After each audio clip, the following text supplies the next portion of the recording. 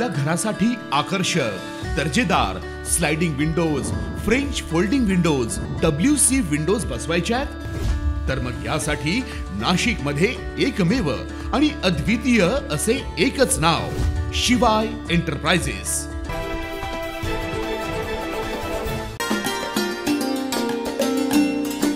आगामी काळात होऊ घातल्या जाणाऱ्या स्थानिक स्वराज्य संस्थांच्या निवडणुकीचे पडघम आता नाशिकमध्ये वाजू लागले।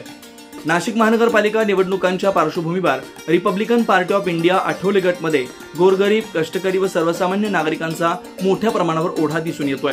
रिपाईचे उत्तर महाराष्ट्र संपर्क प्रमुख प्रकाश लोंढे यांच्या नेतृत्वावर ठेवलेला ठाम विश्वास हे यामागील प्रमुख कारण असल्याचं स्पष्ट होत आहे। संपूर्ण उत्तर महाराष्ट्रात बच्चा बच्चा भीम का और लोंढे साहब का टीम का या घोषणांनी कार्यकर्त्यांमध्ये उत्साहाचं वातावरण निर्माण झालंय।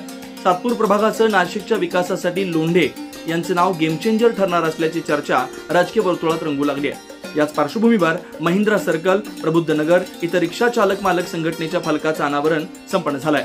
या कार्यक्रमाला रिपब्लिकन पार्टी ऑफ इंडिया उत्तर महाराष्ट्र प्रमुख प्रकाश लोंढे, माजी नगरसेविका दीक्षाताई लोंढे, PL ग्रुपचे संस्थापक अध्यक्ष व युवा नेते भूषणजी लोंढे, नानाजी लोंढे, नाशिक जिल्हा महिला प्रमुख मनाली जाधव, समाधान जगताप, जुबेरभाई शेख, ताराचंद आहिरे, बाळासाहेब सोळशे, बुरा जगताप आदी मान्यवर उपस्थित होते। या कार्यक्रमाचं वैशिष्ट्य म्हणजे प्रबुद्ध नगरमधील तडफदार युवा कार्यकर्त्यांच्या पुढाकारातून हा उपक्रम राबवण्यात आला। मोठ्या संख्येनं रिक्षा चालक मालक व स्थानिक नागरिकांच्या उपस्थितीत फलकाचं अनावरण करण्यात आलं।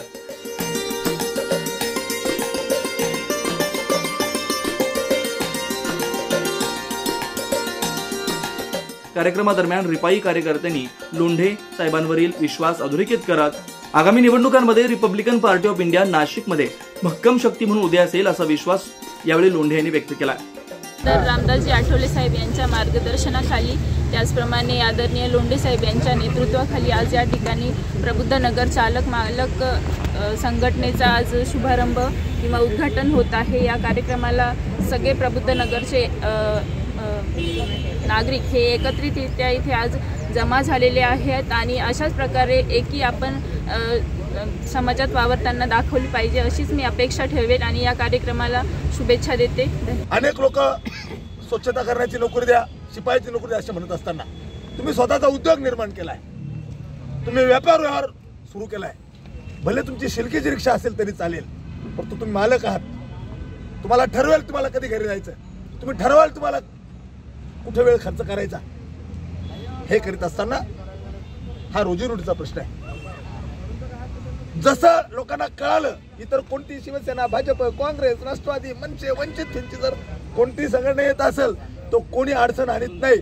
पण जर का PL ग्रुप आणि रिपब्लिकन पक्ष येणार आहे असं कळलं का कोण काय करतो एवढ्या अडचणी आणायला पाहता, खड्डे तयार करण्यापासून, बोर्ड न लावण्यापासून तो पोलीस स्टेशन पर्यंत खरं कारण असे त्यांना माहिती आहे। यांच्या रपाट्यात आपण गेलो तर आता हे सर्व चालक मालकचे हे लेकरं हे खरे मालक होणार आहेत आणि नियमाप्रमाणे वागणार आहेत। मी तुम्हाला आश्वासित करतो की बाबांनो, ज्या ज्या अडचणी येतील रिक्षा स्टँड अधिकृत करण्यापासून तर तुमचा न्याय मागण्यापर्यंत, ज्या आपण महाराष्ट्रभरात युनियन चालवतो त्या युनियनचे सर्व कायदे नियम तुमच्यासाठी बंधनकारक जरी नसले परंतु तुम्हाला त्याचा फायदा कसा होईल कळत नकळत एखाद्या रिक्षा चालकाला मालकाला जर काही अडचण आली तर कोण जबाबदार आहे यासाठी काही योजना आहेत आपल्याकडे, आपण त्या अंमलबजावणी करणार आहे। राजकारण आपण करीत राहू, हा पोट भरण्याचा रोजीरोटीचा प्रश्न आहे।